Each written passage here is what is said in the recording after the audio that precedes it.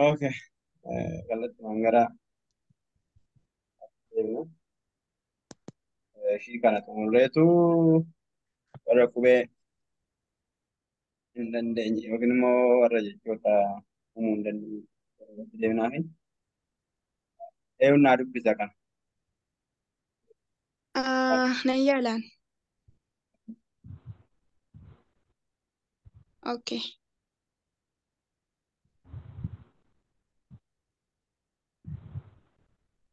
Jechoota Mhm,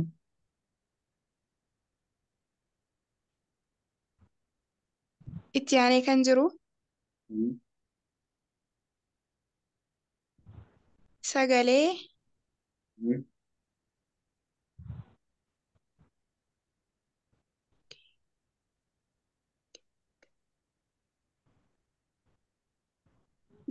gabaabaa fi mhm, dheeraa mhm, dheeraa. mhm. Okay, isa ittaanu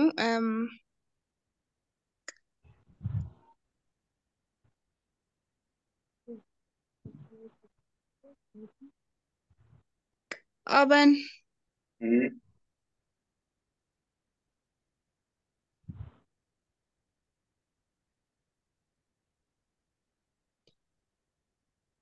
eh, Eeyyuu saa ta'uu dubbisa. hayye hayye hayye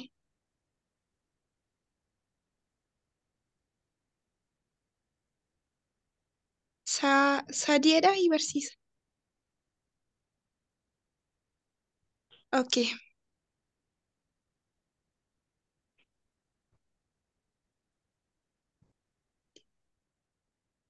No, isa ittaanu hin dubbisu. Jara gabaabaa kun lamaan naa darban.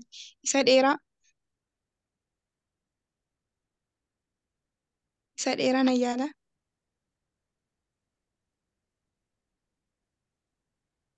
Barreessi. Sadii barreessi.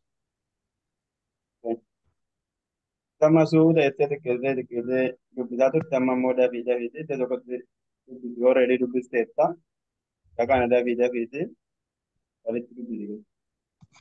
Okay. Jecha Duraan akka ittiin dubbifne duraan waan biraa itti dubbifte jecha hin jenne. Isuma duraan jette sana irra deebi'iitii ariifatte dubbisiin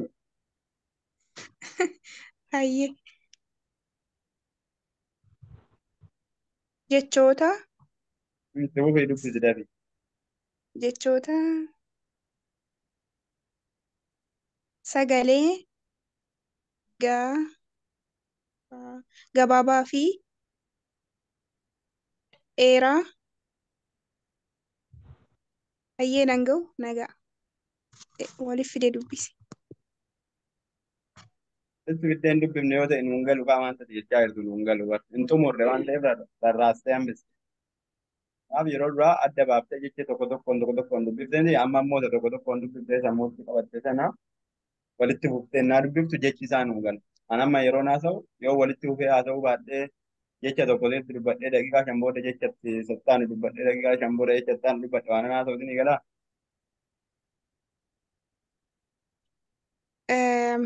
Walitti fuftee yoo haasofneedha walitti fufnee haasofneedha akka jechuu barbaadee jennee nuun gala jechuudha. Okay. Isarratti garuu akka waliif fidanii wal duukaa haasaa jedhan sanii muuxannoon qabu garuu irra deddeebi'aa yeroo dubbisaa dhufe yoo muuxannoo akkasii nama Akka isoodha kana tommo jechaa jirtu. Na baadhe malee salphaadha. Kophaa kophaa isaa dubbistee fixxeerti. Yeroo kophaa kophaa isaa jechoo ta'etu sammuu keetti qabatte.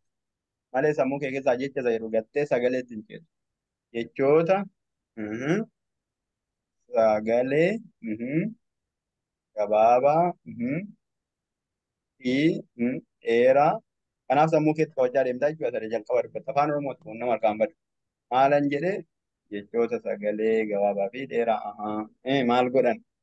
Qaban sadii sadii barreessa. Amma immoo sadii sadii barreessa. Jechoota sagalee gabaabaa fi dheeraa qaban sadii sadii barreessa. Amma yaadni isaas hin dhufne maal jechaa akka jiru? Duraanuu naa dhufe garuu yoo Si dhufe warra taanaan kaaniif si dhufe taanaan hin dubbanne waan ta'eef wanti ittiin nuti beeknu hin jiru kan nuti bira hin jiru waan ta'eef. Akka kanattidha sammuu kee keessa naannestee hiika isaa hubattaa jechuudha. Otoodhuma fagoon dhaqin sammuu kee keessa naannestee maal jechaa jira jettee hubatta afaan Oromooti waan ta'eef nama dhibu. Malee jechoota jettee kophaa dubbiftee sagalee jettee kophaa dubbiftee gabaabaa jettee kophaa dubbiftee siin galu. Kanaafitu iddoo kanarraa ka'u bitaarraa ka'u iddoo kanarraa kaanee dubbisuun afaan Oromoo keessatti kanaaf nu gargaara. Asii achi yeroo deemtu hiika guutuu sii kennaa jechuudha. Bitaarraa gara mirgaatti as kaatee gara kanatti yeroo deemtu hiika guutuu sii kenna. Kanaafi jecha tokko tokkoon dubbifnaa sirrii ani sun dubbii akkanumatti ijaamarree garuu walitti finneetu jecha guutuu hiima yookiin ergaa guutuu akka dabarsu. Okay, maal barreessee fidde natti himi yookiin immoo naa ergi fiichariisa yookiin naa dubbisi waan barreessee fidde. Yeroo darbe kan isa gabaabaa asirratti barreessaan jedhee ture.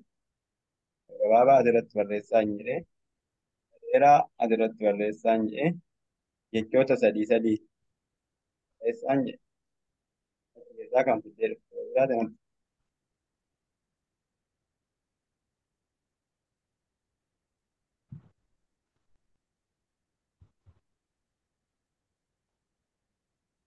Seenaa barsiisa jira. bara Hojii manaa qoba kiyyaan hojjenne maaliif jennaani yeroo dhufame barsiisaa waliin hojjedha innis waan xiqqoo natti ulfaateef. maal hojjette ofii keetii. Jecha ijaaruu yoo asumattiin humee ijaare dheeni akka ifanaa Eshi ga'u. uumee ijaari kaashi kaasumaan sin ijaara. Uumete ijaara. Torban tokko gidduutti Jalqaba ijaartu. irratti maal? Jechoota sagalee gabaabaa fi dheeraa qaban sadii sadii barreessiin siin jedhe miti. Eh, Afuu natti himtaa jechuudha.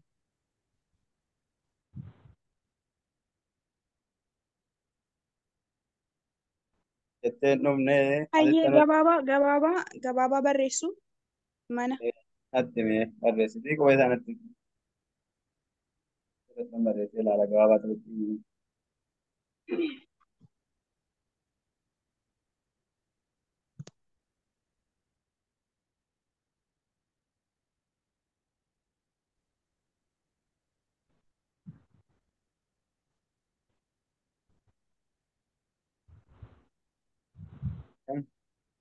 Askaalaan Barsiisa irratti guutu. nuti jechaan jira. Kami kan hin dubbisu? Barbaadde kan harkaa qabdu gabaabaa fi dheeraa jedhamti. Hayyee Gabaabaa mana gabaabaa irraan jalqabu. Amma nuumaa jira garuu ani ofii kiyyaan barreessine. mana kan jedhu kanaan dura qo'anneedha. Jecha haaraa. Jecha haaraa. Barbaadee hojjedhu. Battan deebi'a warra kaa wajjiniin. Askaalan jirtaa? Hayyee nan hojjedha. Kanan hojjenne taanaan itti fufuu hin dandeessu. Asxaalaa asxaalaan qubee hin dandeessa miti gargar baaftee. Hundee ofii kiyyaa kan baasetti ta'e malee maachaan beekaree. Qubee abacaa dandeessu. Ani beeke jedhe garitti gaa'isaan keessanii maalan beeku malee. Qubeen kan Anumatti keenya. irratti galateessan sanaan qoradhe yaanii lakkaa'ee. No rakkoon Anuma qabu. gagalee. Qubee beekuuf dhiisuu kee rakkoon qabu.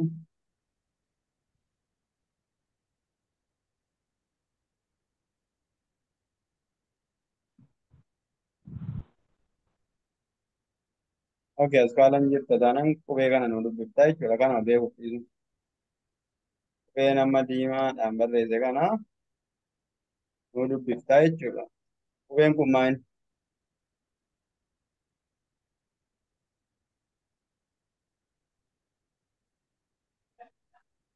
Haadha natti fakkaatti. Ishii kunoo. Ba, Oh, ta, oh, ya, oh. e, Okay. Oh,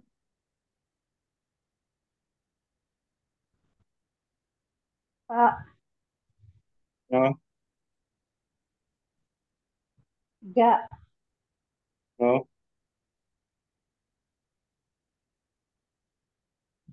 laadha moo haadha? eh, Haadha natti fakkaata. no, I, no, ja, no, ha, no, la, no, ma, no, na, no, o, no, ba, no,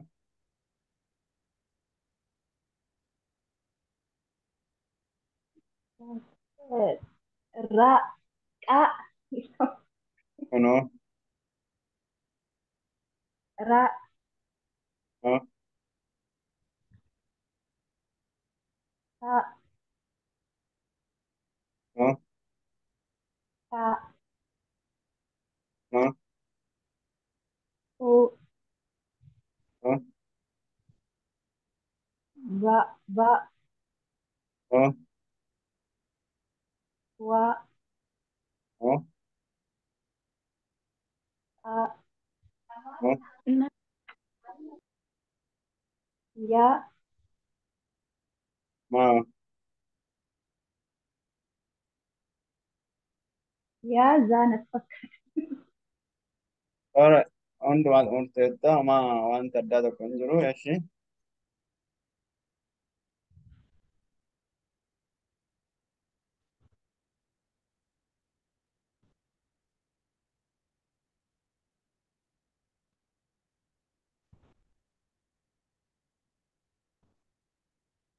okay no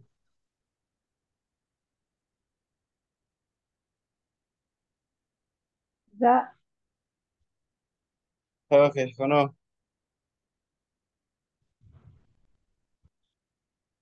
ra, no la, no i, no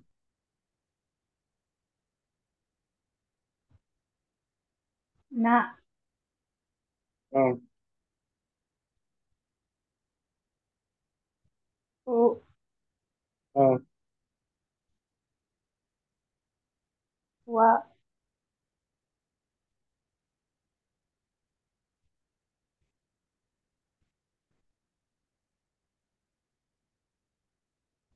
anni kun kan irra dibee jiru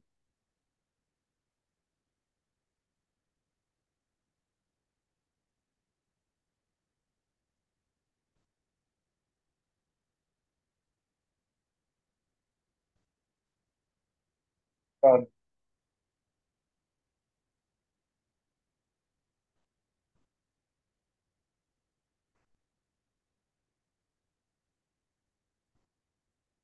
wala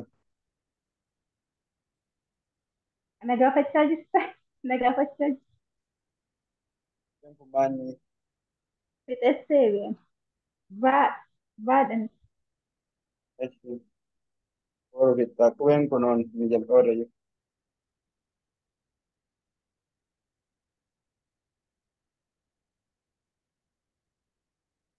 A, no e, no o, no qa, no ba, eh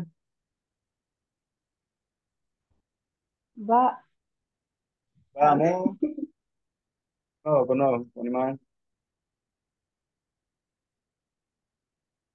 da, eh baadha. Ba, baadha. eshi kuno maan Daadha. no A, eh A inni namarra dhibee jiru kun immoo Ah,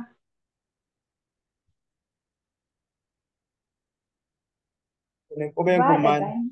Qubeen kun maal?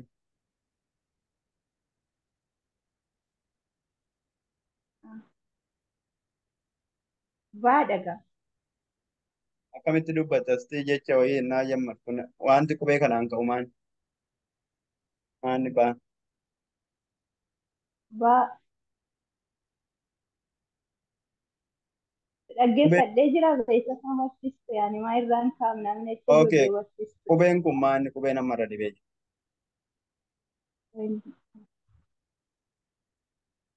Inni kun baadha ga'a.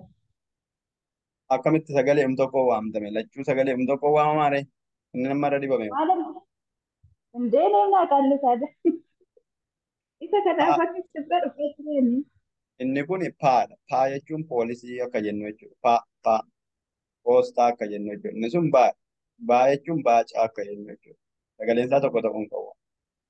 Okay. Gaarii. Murteessa jechuun hin danda'ama. Okay.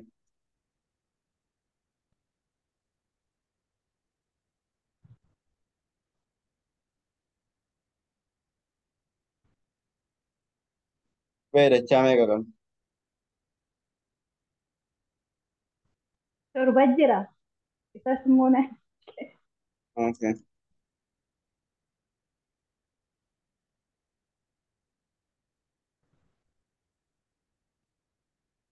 galtuun beeku nana jechuudha.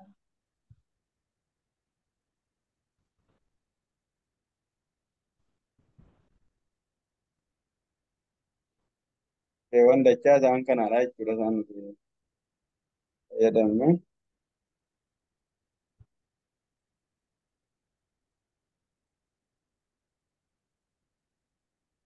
Okay. Isaan kana naa jettaa? Keewwan dachaa kun maal? Ayi nama korooleedha malee jedhee beeku. Jedhe maal? Dhaa Eh? dhaa Kolfinchaa jedhama. Iddoon kun barumsa malee iddootti kolfama. Chaa inni taanu maal? inni dhaa Haa. Doo shaamburaa dhufte malee kana jechuun dandeessa. Okay. Inni taanu nyaa nyaa. Inni taanu haa haa. Haa. haa Okay. Inni taanu haa eh?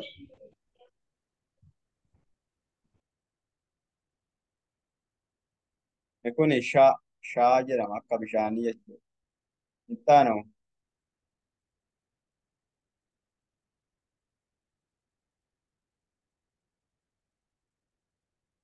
hirtaa tsaa.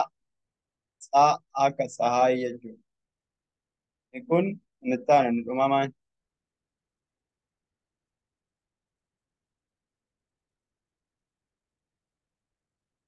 zhaa. Zhaa jedhama. Zhaa. Zhaan akka televezyiinii jedhanii wayiiti. Amaariffaan ba'ii juwaajuu jedhan zhaa jechuudha. Eh? Alright. Ifama bahee kan jedhe dhageenya ani sin jettan nagee garittu asittiin hasaa ture. Jechaadha. Haadha. Akka dhadhaa jechuudha. Inni kun akka chaappaa jechuudha. Inni kun akka dhadhaa jechuudha. Dhaadha. Inni kun nyaata jechuudha. Inni kun phaa akka phaawulos yookiin phaaphaasii jedhanii jechuudha. Inni kun shaa akka bishaan yookiin shaambal jedhaniiti. Inni kun tsaa akka tsahaayii jedhanii fayyidi. Inni kun zha akka televezyiinii jedhanii fayyidi. Amaariffaan juwaajwee naan ta'an. Kanaafuu jechoonni kun ergisaadha kaan isaanii. Fakkeenyaaf afaan Oromoo keessatti paan ergisaadha. Akkasuma afaan Oromoo keessatti baan kun ergisaadha. Baan kun ergisaadha. Paan kun ergisaadha. Zaan kun ba'ee ergisaadha. baay'ee tokkotti fayyadamnu jechuudha. Jechoota akka kanaa paa, zaa waan akkasiitiin kan ka'an. Jecha kana keessattis immoo tsaa, tsaa kan jedhu baay'ee tokko afaan Oromoo keessa hin jiru. Zhaa kan jedhu afaan Oromoo keessa baay'ee hin jiru jechuudha. Tsaan kunillee hin jira. Nyaapha yoo jennu tsaan afaan Oromooti. Haa ta'u malee jechoonni ergisoon baay'een isaanii qubeen ergisaadhaan kan ijaaramu yoo ta'aate baay'een isaa kan afaan Oromooti jechuudha. Okay. Kanaafuu paa, ba, za qubee ergisaa jechuu ni dandeenya jechuudha. Kanaaf qubee isa kanarra deebii baradhu wanti inni kana booda irra deebisee barsiisu gara jechootatti siqeessa. Jechoota jechuu qabda. Jechoota baay'ee walirraa fagoo miti gaatii fi zaayinaa fi jechoota afaan Oromoo keessatti jechoota gabaabarraa kaana yeroo baay'ee jechoota gabaabaa,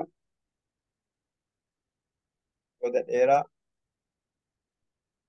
jechoota jaboo yookiin jabaa, jechoota laafoo yookiin laafaa, jechoota irra butaa, jechoota hudhaa fi kan kana fakkaatan barannaa jechuudha. Isaan kana barachuu dandeenya nama tokko afaan Oromoo akkuma salphaatti waa xiqqaasaas ta'u barreessuu dandeessaa. Erga jechoota barannee kaanee jechoota kana xumurree chaaptarii biraatti seennaa jechuudha. Chaaptarii biraa jechuun fakkeenyaa fi jecha tiishoo maalii kan jedhu jira. Jecha tiishoo waa'ee himootaa, waa'ee gaalee, waa'ee ciroo maal kan jedhu afaan Oromoo baay'ee salphaa miti fagoodha. Gosa himootaa baay'eetu jira. Waa'ee keeyyataa, waa'ee walaloo, waa'ee waanuma baay'eetu jira afaan Oromoo keessatti. Sirna tuqaalee fa'ii wanti guddaa. Isaan kun gara afaan Oromoo gara cimaa yookiin gara sadarkaa barumsaati jechuudha. Okay. So ani kan nuti barsiisu amma jechoota adda adda baaftee jechuun gabaabaa dheeraa laafaa jabaadha jettee adda adda baaftee ilaaltee beektee isa beekte sana immoo xiqqoo ishii barreessuu dandeessee dubbisuu dandeessee isa dubbifte kana kun akka zaayinaabitti walitti fiddee yaada isaa hubachuu dandeessee jechoota sagalee gabaabaa dheeraa isa jedhu kana isa dubbatte walitti fiddee barreessuu dubbachuu amma dandeessutti si keessaa jechuudha. Yeroo dhufuu jechoota irraa kaana isa keessan si deebi'a. Zaayinaab yeroo dhufutti jechoota kana sadan kana barreessa. Kana warra dheeraadhaafis sadii warra gabaabaadhaafis sadii barreessee isaa gaafadhu nama gaafadhu abbaa barbaade gaafadhu rakkoo garuu dhiigaluu qaba barreessuma qaba. Naan itti fufnaa gaafii yoo qabaattan gaafattanii Barsiisa hojii manaa har'an hojjedhu isinii waliin kana baaseera. hojii manaati malee ana wajjin hojjedhu rafii Ikkoo hojjedhe kophaa kiyya amma hojjedhe guutuu qofa. Gaaffii Dhugaa hojjedhee fidhe amma. torban tokkotti kan hin hojjenne amma isa hojjetame hin barbaanne gaaffii namni qabu gaaffiidhaaf daqiiqaa 5 isinii kenna. Hayyee yaa gaafii hin qabu. Gaaffii Gaafiin qabaanne kiyya taanaan akka wal duukaa fiigsisee dubbisaadha. Kamuu wal duukaa ilaa fiigsisee. sitti meessa sammuu ati afaan Oromootiin barachaa irraa ati Oromoodha taanaan afaan Oromoo itti dhalatte fa'i taanaan sammuu keessaas hin banne. Harree gurraattii bitee galee kan jedhu yoo dubbistu sammuu kee keessatti baay'ee ariifattee dubbisuudhaaf si rakkisa. Kanaafuu dursitee harree kan jedhu dubbiftee otoo harree kan jedhu sammuu keessaa ofiin irraanfatin gurraattii kan jedhu immoo dubbifte. Harree kan jedhu harree. Isa namoo gurraattii fi irrana gurraattii kana booda harree sanatti fidatta harree gurraattii jetteetu gabaa ta'e immoo dubbisa. Harree gurraattii gabaa jetteetu immoo walitti fidatta bahee harree gurraattii gabaa bahee jetteetu immoo bitee harree gurraattii gabaa bahee bitee dhuma irratti gale kan jettu sitti gale. Innaa itti harree gurraattii gabaa bahee bitee gale. Argite? baay'ee ariifattee ofii keetitti deebita jechuudha. Achirratti ilaalaa irra deebita osoo hin taane sammuu kee keessa harree gurraattii gabaa bahee bitee gala. Kana booda sii galeeraa jechuudha waan jechuu akka barbaade. Waan nama dubbadhe siin hin galle maal jechuu akka barbaade akkaan harree gurraattii gabaa bahee bitee gala. Meettani kan Beeka beeka beeka. waan dinqiin tokkotu achirratti barreeffama miti waan ati siin galle. Waanum sii galutu barreeffama ati sii galu sana dursitee jechoota isaatiin gabaabadhamoo dheeradhamoo laafadhamoo jabaadhaa itti adda baafattee jecha tokko tokkoon dubbifatte.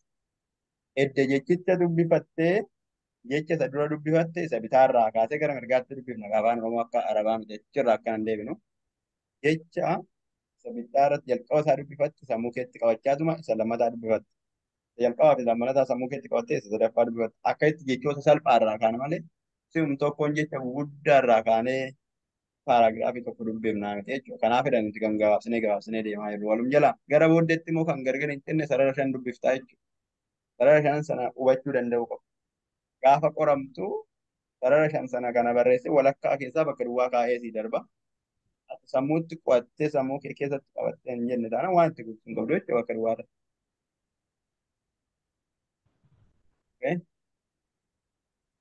Galatoomaa amma ifanaa ta'ee jira. Ay, Galatoomte omaan jedhu garuu na qo'achuudha. fokkate. Baay'ee bareeda reeffaman illee kan akka irra deddeebi'u si gargaaru garuu hin jiru.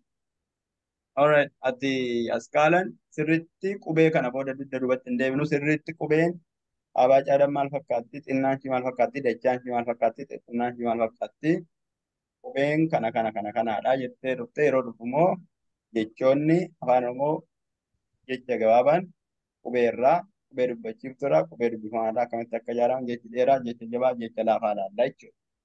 Booda hundi keessan immoo iddoo tokkotti dhuftu jechuudha. Wal argattanii wajjin deemuudhaaf isin salphata amma namni kan biraa dhufu. Sana guyyaa gaarii qabaadhaa galgala gaarii isin hima ta'u Barsiisaa, barsiisaa, gaaffii